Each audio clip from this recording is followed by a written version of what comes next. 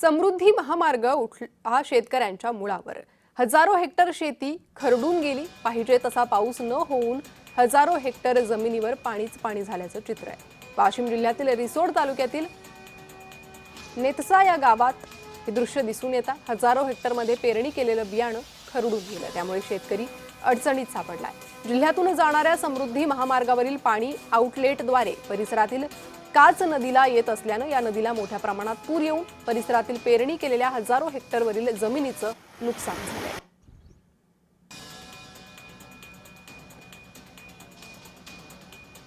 हजारो हेक्टर जी जमीन आहे त्या जमिनीमध्ये शेतकऱ्यांच्या या ठिकाणी जर आपण बघितलं तर मोठ्या प्रमाणात पाऊस साचला आहे।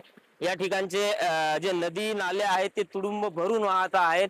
मात्र या ठिकाणी पाऊस झाला नाही तरी सुद्धा या ठिकाणी मोठ्या प्रमाणात शेतकऱ्याचं या ठिकाणी आता नुकसान झाल्याचं पाहिजे। नेमका हा काय प्रकार आहे जाणून घेऊया। माझ्यासोबत परिसरातील काही शेतकरी आहेत। दादा मला सांगा, पाऊस झाला नाही मात्र हजारो हेक्टर शेतीवर पाणी साचलंय, काय झालं तो सर, काल जवळपास आमच्या इथे अर्धा तासच पाऊस झाला होता, परंतु पाऊस न होता सुद्धा आमच्या गावात जी कांचन नदी म्हणून एक नदी आहे की जिचा जी समृद्धीला अटॅच आहे, जो समृद्धी हायवे झालेला आहे आपला, त्या समृद्धीचा संपूर्ण पाणी जे बुलढाणा जिल्ह्यातलं हे आमचे पिंपरी सरहद्द म्हणून एक वाशिम जिल्ह्यात गाव आहे आमचं शेवटचं टोक, तिथे उतावळी नदीमध्ये त्याचा फ्लो पूर्ण त्यांनी या भागात काढून दिलेला आहे।